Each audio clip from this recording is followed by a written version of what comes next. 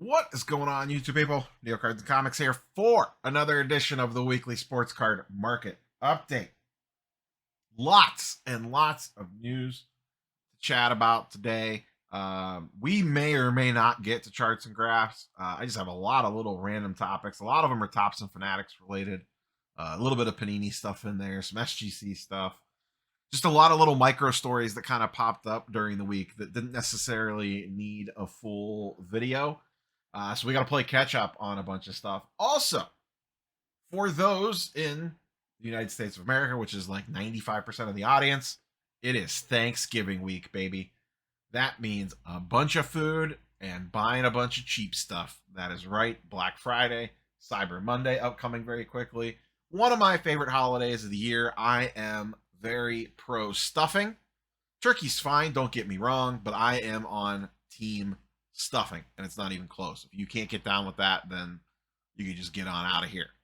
So let's go ahead and dive into stuff. We got all sorts of stuff to talk about. First up, this video is powered by our good friends over at COMC.com. I actually just boxed up a shipment. It is sitting on my desk to send out to COMC this week. That video will be up sometime this upcoming week.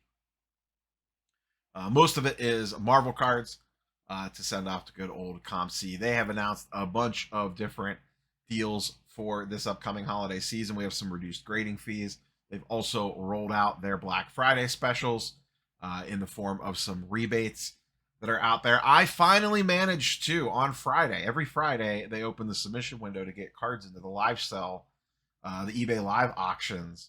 I was finally able to submit some cards into that. I set an alarm Friday morning and said, you will not forget. And I was about to forget, too, until the alarm went off to remind me. And those slots filled up quick. I submitted a bunch of stuff to the baseball auction. I honestly don't even remember everything that I submitted.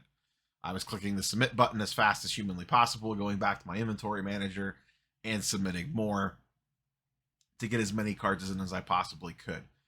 Depending on how those sales go, or either way, I will do a little update video to that at some point in time once those all resolved. I got most of them in the baseball auction that I think runs on Monday, and I don't know the back end, like how long it takes until you see those funds and what the cards sold for and all that. So once I get all that information back in and we see what those cards sell for, I will circle back and maybe do a little update video on that to kind of put you guys in the loop on, was it smart selling it that way? Was it bad selling it that way? Did I make way less, way more? Did it end up on average? We'll do a little follow-up to that one. So if you haven't, go check out our friends over at COMC.com. While we're in kind of like the sponsorship zone, I guess I'll throw out there, since it is Black Friday this week, if you are planning on doing any shopping, feel free to use the affiliate links in the description down below. I rarely mention them. I may post things all the time on the community tab, but I rarely shout them out specifically. I have Amazon, Fanatics, and eBay are probably the three biggest ones. So if you're planning on doing some shopping, feel free to bookmark those links in the description down below. And the channel makes a very, very small percentage of anything that you purchase through those links. One last quick thing. This week on Black Friday is the B Sports, not Shipshawana. It's in Fort Wayne this time at the Sport One Fieldhouse. This Friday on Black Friday. I am still questionable for this one. I got some things up in the air. I probably will not know until Friday morning if I am going to be able to make the trek out for this one. But if you were in the area and you got nothing going on, our good old pal Brad Beeman puts on one hell of a show. Typically, I really want to go and check out this venue and see what it's like and kind of see what the vibes are here right heading into the holiday season. So I'm hoping to try to get out there, but I don't know if I'm going to make it or not. But if you are in the Indiana, Ohio, Illinois, Michigan, anywhere in that neck of the woods, and you need to escape from family on Friday, this could be your out. Let's go ahead and dive into some other stuff. First up, MVP buybacks. That's right. We have our AL and NL MVP. Not shocking. Ohtani, Acuna. There was a little bit of back and forth middle, late part of the season. Freddie Freeman got up there a little bit. Mookie Betts got up there a little bit. Different talk, but in the end, we kind of all knew it was going to end up here. You know, Corey Seager snuck in there for a hot minute when Ohtani got hurt, but this is where we ended up. So if you have any of these players cards laying around from Topps Chrome, you can trade those in for credit. If you don't have a local LCS that's doing this, you can typically send them in. I believe David Adams is doing it, Blowout's doing it, and a lot of other online shops will support this as well. So even if you don't have an LCS that is supporting the buyback, you could still take advantage of it. I have my whopping two that I pulled from 8 boxes of Topps Chrome or whatever it was that I opened. I have 1 refractor and 1 base. So I haven't decided where I'm going to take those yet. Initially I was just going to mail them into like Blowout or something and then just sit on the credit for when I want to use it for something. But I was thinking, and this gets a little dangerous, maybe I would take those to one of my LCSs and grab a box of Topps Chrome Update. I was not planning on ripping a box of Topps Chrome Update, but if I can get $60 off, snag one that way, maybe I will do that. We'll see. I got to look to see which one of my LCSs I know. I think All Pro Sports Cards in Cuyahoga Falls is doing it. Maybe I'll swing in there and see what they got pricing wise on Chrome Update and snag a box of that to rip. I don't know if I would get regular Hobby or Breaker's Delight. I probably wouldn't get a jumbo box, but maybe I'll take a swing at Breaker's Delight and see if we can hit one of the debut patches. Another thing I kind of wanted to talk about once again in the Topps department and the MVP department. These have all ended by the time you're all watching this. These end actually in about a half an hour. I'm recording on Saturday mid-afternoon. Topps now. Listen, will these cards hold value long term? Probably not. They're fun collector cards. The main angle I kind of want to take here is, boy, oh boy, Topps just prints money on these things. I don't know how many of the base cards they sell. I mean, we could actually find out. You could do the math on it because they announce the print runs after they go. But what I really wanted to focus on were these ones that sold out. And I could tell you because I clicked on this very quickly. I had the opportunity to snag, I forget what it was. I think the Ohtani used base. But for the most part, these went fast. Like, I clicked on this link within 5 minutes and they were already gone. So, look at some of the prices of this stuff. $1,700. Now, this is number 25 or lower. Number to 23, $1,500. And there's no auto or relic on this card. It's just a collector's edition numbered card to 23. That's it. That's all it is. They don't have to wait for the card to get autographed. They don't have to put a relic in it. It's just literally a card numbered to 23. It's the collector's edition. 23 of those sold out near instantly at $1,500 a pop. What do you think the cost is for them to create that card? Here's just the Ohtani solo, $1,000. 23 of them gone instantly. Acuna went for $400, gone instantly. So a bat relic for $300 that sold out. $800 for a base relic that sold out. Here's the autos. The Ohtani, $2,000, numbered to 49 or lower. So they made 49 of these at $2K a pop, and they sold out right away. The Acuna went for $600. Like, the Acuna is cool for $600 to get an Acuna on-card auto, but to be honest, I would rather have, and yeah, maybe you got a chance at one of the numbered ones. Me, personally, for $600, same for $2,000, really. It's not like these are rookie cards or anything. I would rather go buy, like, a nice Topps Dynasty patch auto. You can get an Acuna, I can guarantee you can get an Acuna patch auto from Dynasty for around $600.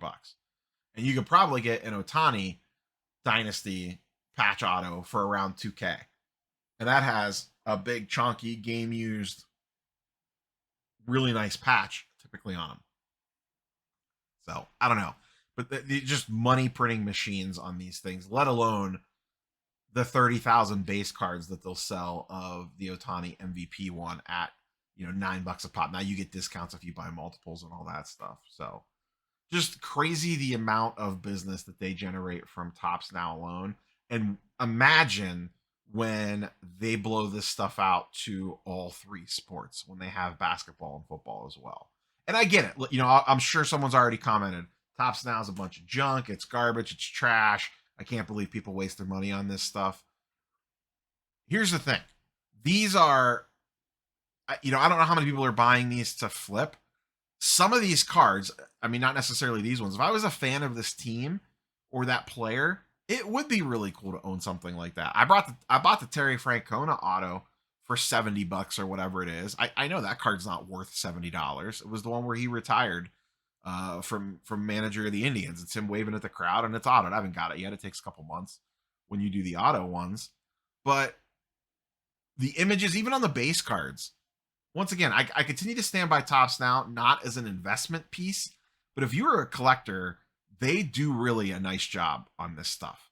Like to have game used bat from Acuna, I don't know if I want to pay $300 for it per se, but a game used bat from his MVP season, if you're an Acuna super collector, that's pretty cool. I don't know that you're going to be able to flip it down the line for $700, but once again, that's sometimes we get, myself included, we get caught up in what is this card worth? What can I potentially sell it for down the road? Am I going to make a win, or is this going to be a loss? And for some people, it's not about that. And I think we lose sight of that sometimes. Like I said, myself included on that one. Speaking of Topps, let's stick with the Topps trend. Like I said, a lot of Topps, a lot of Fanatics stuff to talk about this week. Mentioned Chrome update earlier.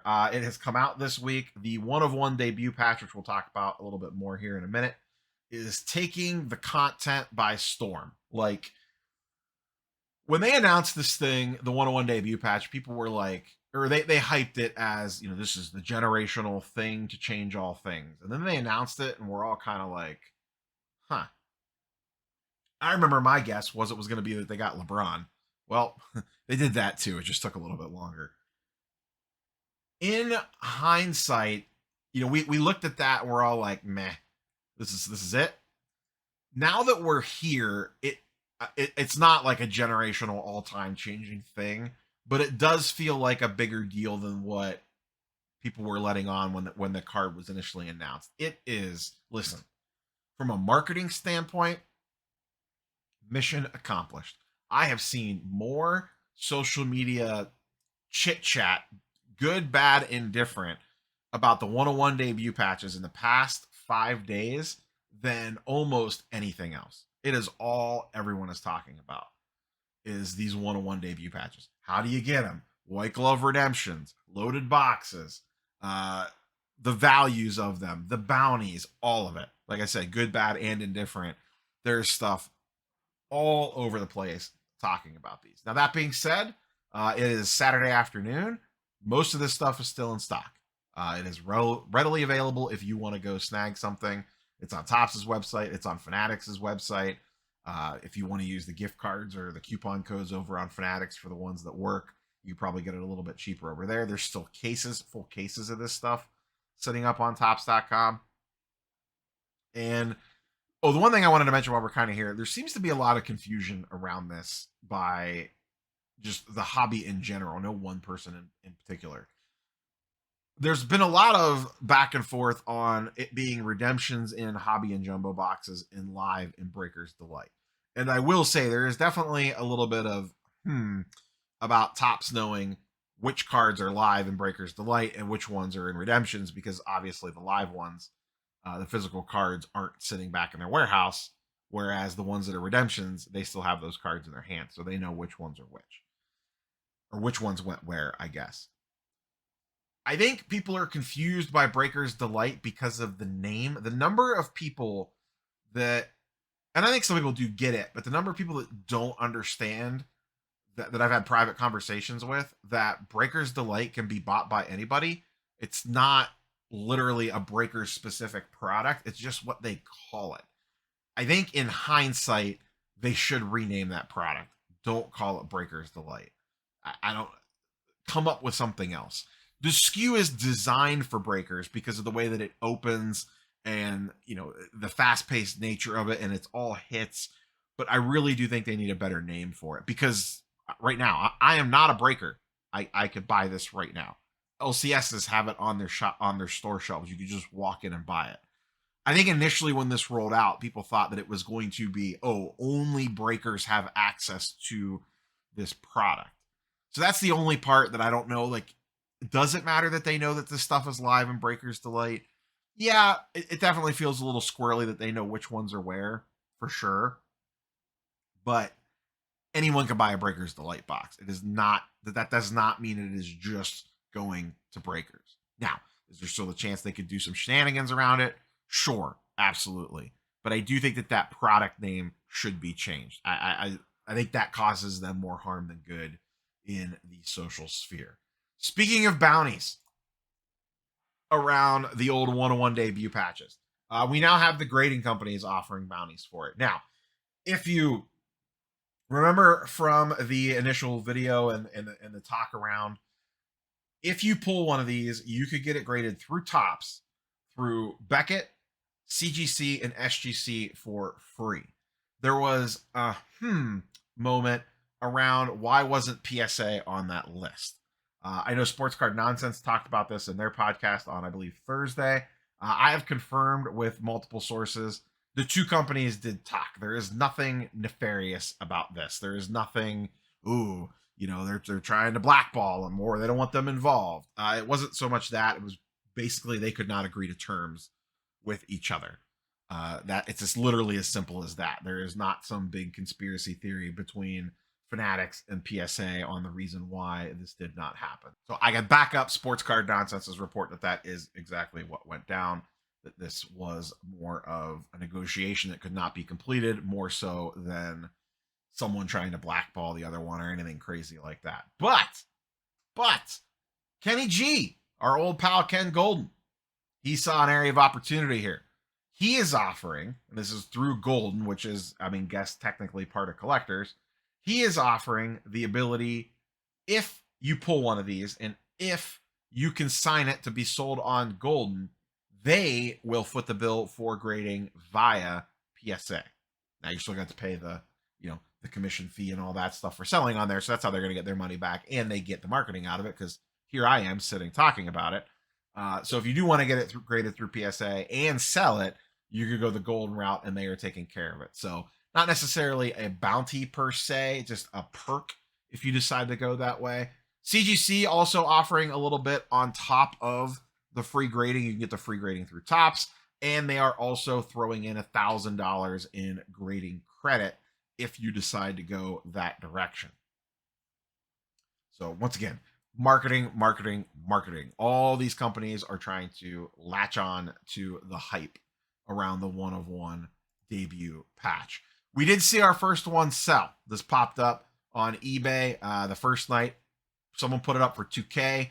I think I posted about this at like 10 or 11 p.m. By 1 a.m., someone had already smacked the bin on it.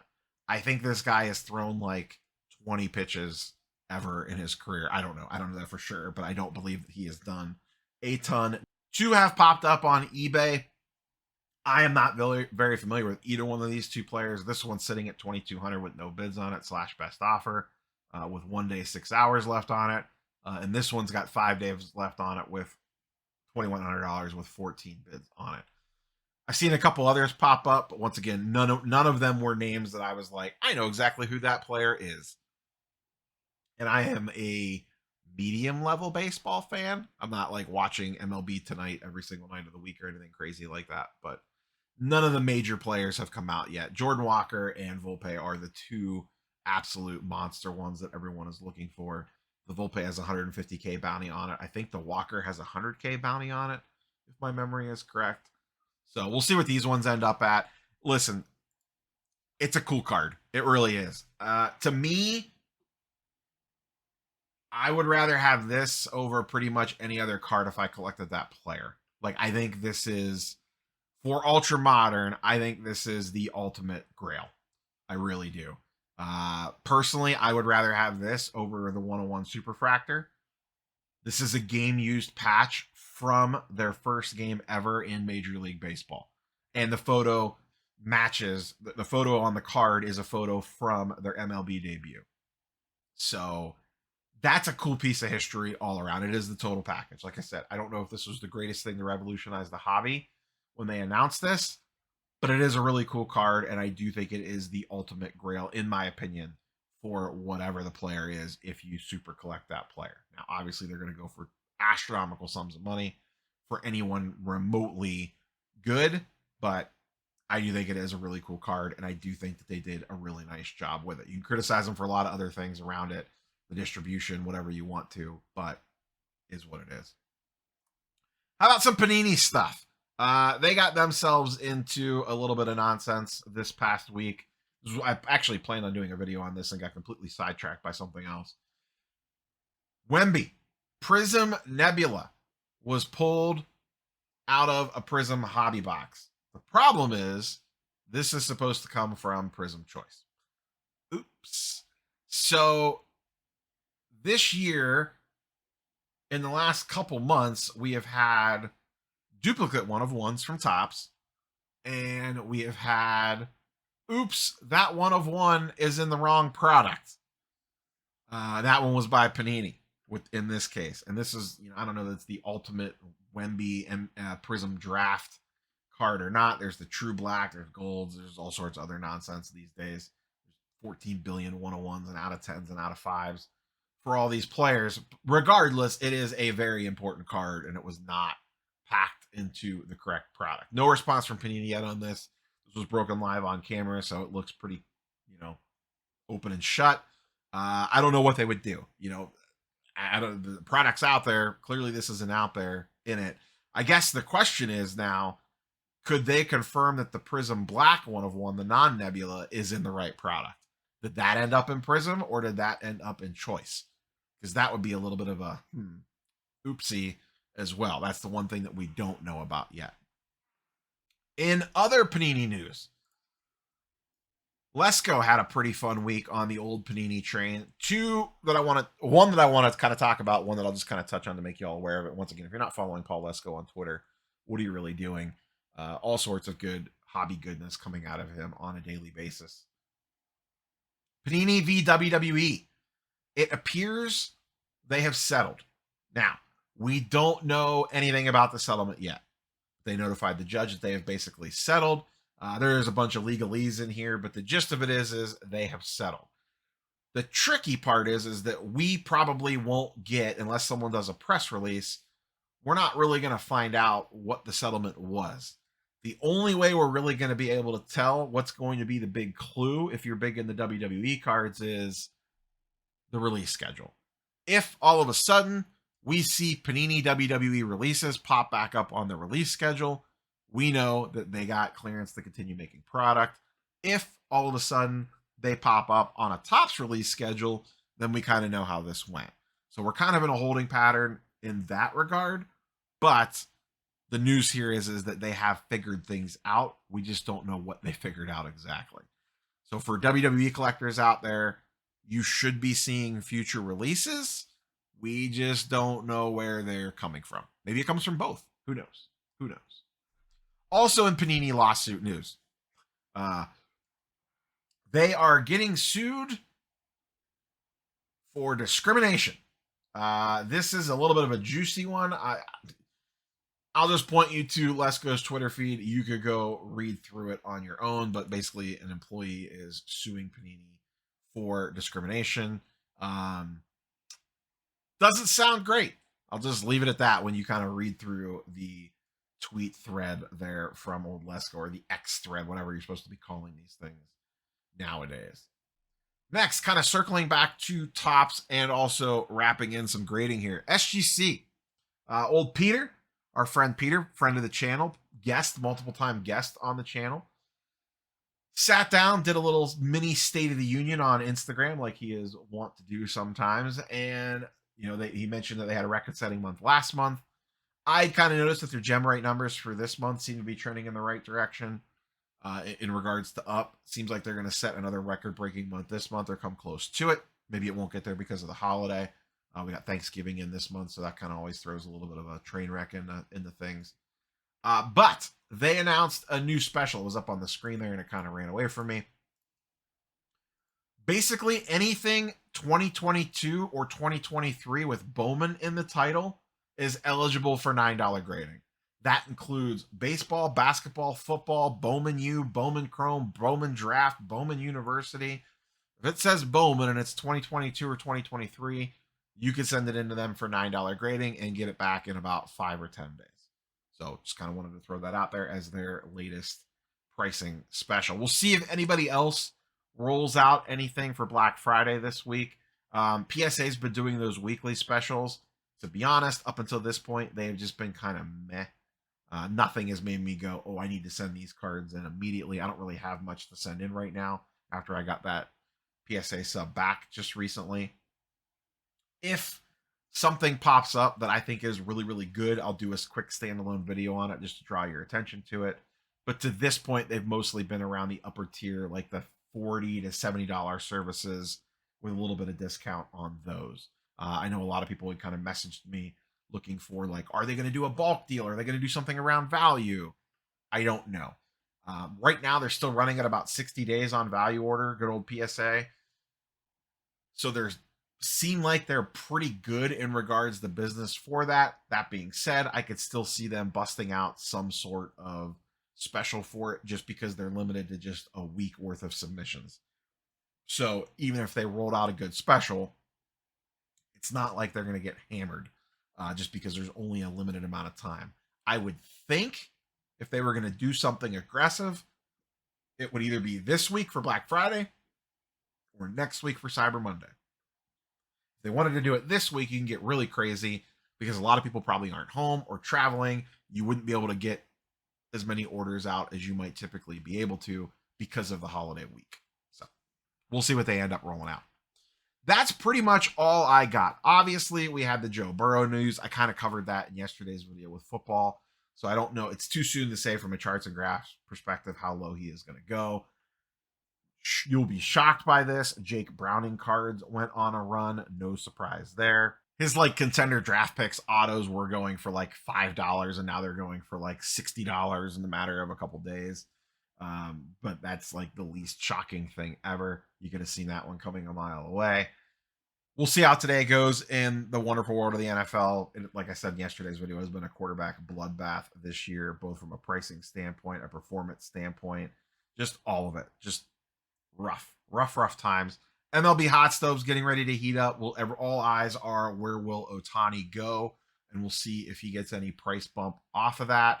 I think the thing that'll kind of keep that tone down is the injury factor, and there's still a lot of unknowns swirling around that. I would like to do a little bit of a deeper dive on the current state of NBA in regards to how the market's reacted now that we're a month into the season or close to it. There just isn't enough days in the week. We'll see if maybe I get to it this week.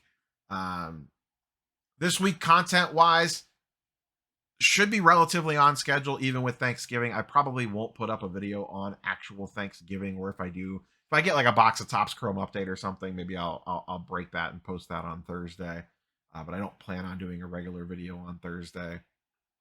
But other than that, the content schedule should remain basically the same, even though it is a holiday week. Not sure what I got on the docket other than a COMC submission video. I'm also unsure of this would be our week for off-centered. I don't know if we're still planning on running with that or if we're taking this week off because of holiday travel or anything. I got to check with Dustin and Steve on that one.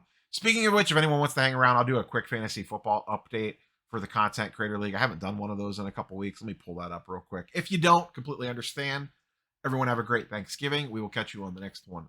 Peace. For those that want a quick football update, let me pull that up over here. I play Hambone this week, Michael Ham. We have a pretty tight matchup. I got a nice strong start out of Gus Edwards and Justin Tucker. I currently sit in 4th place at 6-4. In front of me, I have Jay sitting Ducks, Mega Bid Therapist in 2nd place at 8-2, and then Flipping Steve at 7. I'm sorry, Pump and Dump Steve at 7-3, and then I am there at 6-4. I am pretty good in points. I'm in 4th place in points as well. The league doesn't score by, I mean, the standings aren't done by points, but I think that shows kind of like what the true ranking of the teams are. Sometimes the records can get a little bit skewed. So they actually line up perfectly. Jay is in 1st place in record and in points. Mega Bid Rob is in 2nd place in both record and points. Pump and Dump Steve, same thing. And then me in 4th place. So it kind of rounds out nicely there. Forget how many teams actually get into the playoffs. The standings are very jumbled up. There's a bunch of teams stuck at 5-5. We got Jeff at 5-5, Hambone at 5-5, Dakota at 5-5, Ziggy at 5-5, all kind of clogging up that middle slot there. And then you get into the teams lower down in that order, like our old friend Dustin, and baseball collector, investor dealer, having a little bit of a rough start to the season as well. Oops, did not mean to click on his team. So we'll see what happens this week. But I should, in theory, be able to make the playoffs. And then, fantasy football, it doesn't really matter. Just get in the playoffs, and then who knows what the hell's going to happen. So that's all I got for you, boys and girls. We will catch you on the next one. Don't put your max bids out there unless you plan on paying for them. Peace.